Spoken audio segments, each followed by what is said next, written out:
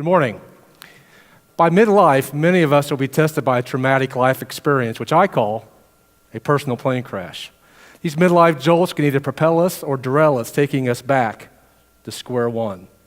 These jolts can create a lifetime of purpose, creating new relationships, new careers, new worldviews, and a clarity of your mission on earth.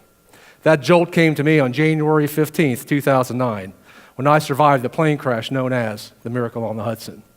Well, the next few minutes I'm going to share with you about how by being resourceful and by employing your own personal leadership skills, not only you can always survive, but you can also have your life transformed.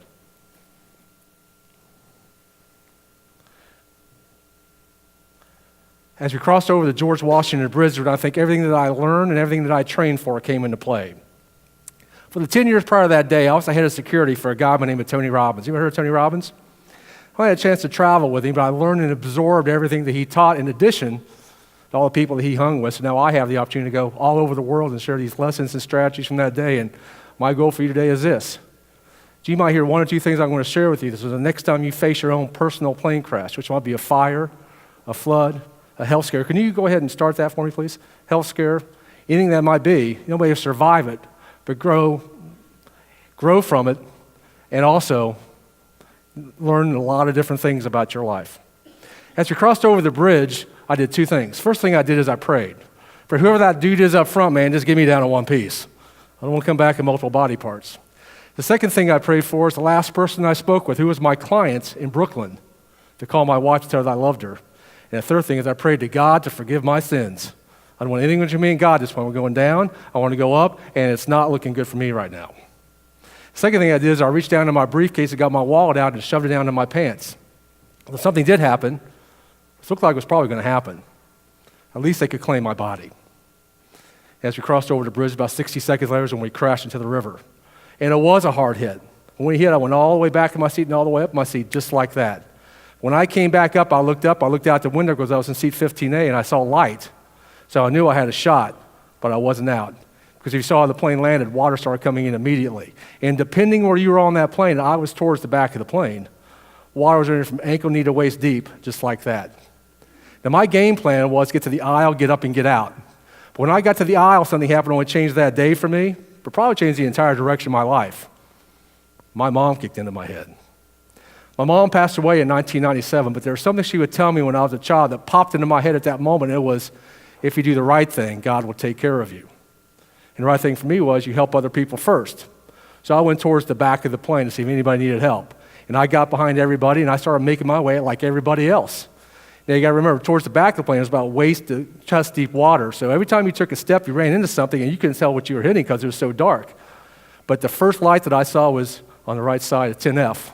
And I started to get out like everybody else. But when I started to get out, I looked out, it was an amazing sight. There was no room on that wing for me. There was no room on that boat for me, but it was an amazing sight. People were already being rescued.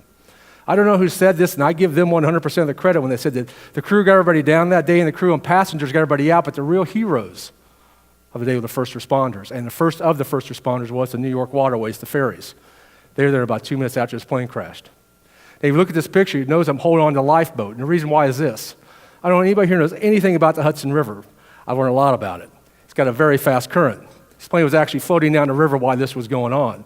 So our little lifeboat kept going in and out from the plane while this was going on, and they, like who reads the instructions? No one reads the instructions. It's actually tethered to the plane. But they didn't know that, so they kept yelling at me, hold on, and that's why you see me holding this little lifeboat, waist deep in 36-degree water for about 7 minutes. And a few minutes later, I felt the plane shaking, and I found out later it's because a tugboat hit it as it was backing out, and all of a sudden I felt water going on my backside, and the first thing I thought about was Titanic. I remember that movie when that boat tipped up and sucked everything down with it, and my thought was, man, do not be sucked down in a plane. You're this close to getting out of here, man. Do not be sucked down in a plane. So I stopped here, and I think my mom and my dad. Because if they hadn't made me get swimming lessons when I was a child, I may have never been able to get off this plane. So that's when I said, I'm out of here. So I jumped in and swam to the closest boat that I could find, had to be into that wing.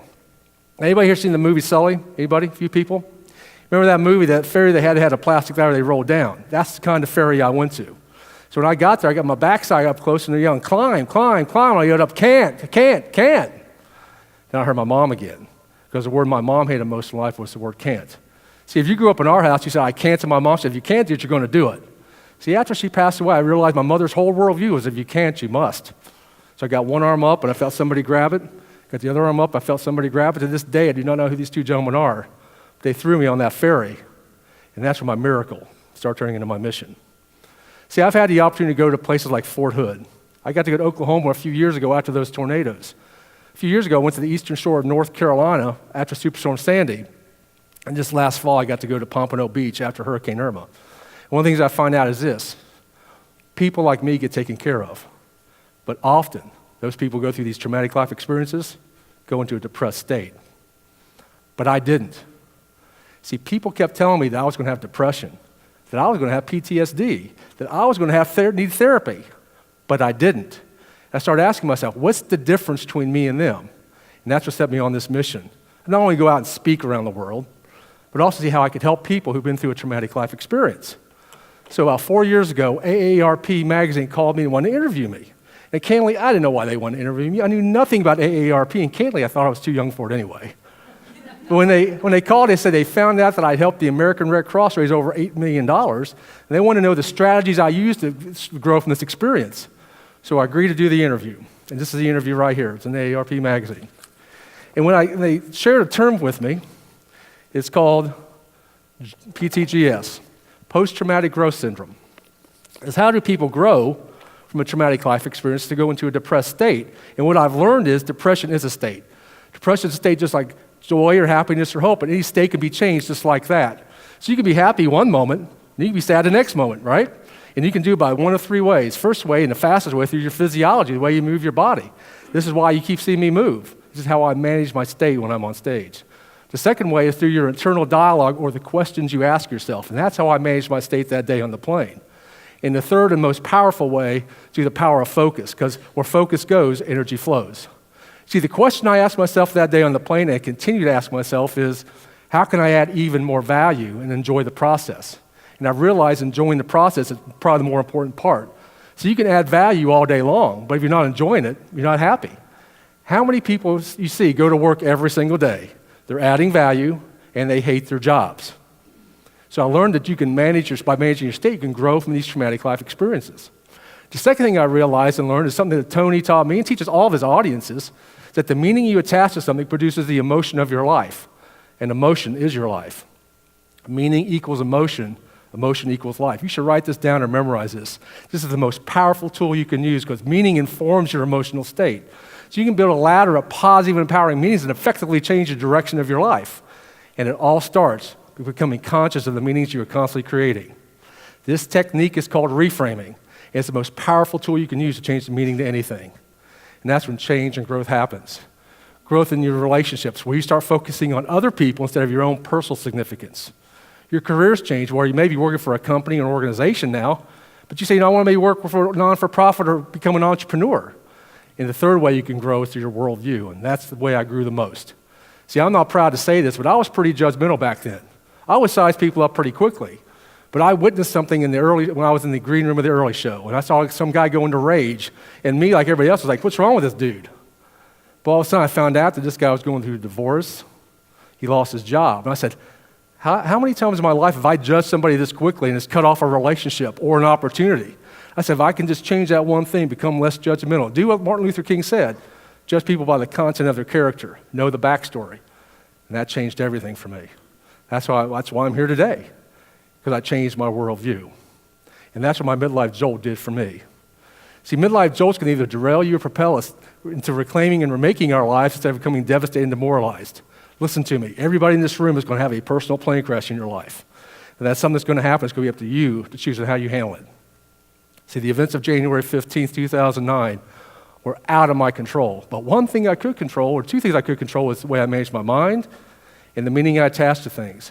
And if you can control those two things in your life, and it's totally up to you on how you choose to do it. You can choose to grow your life, you can grow your relationships, your careers, your worldviews, and you get a clarity of your mission on earth. And then, my friends, your life will become transformed.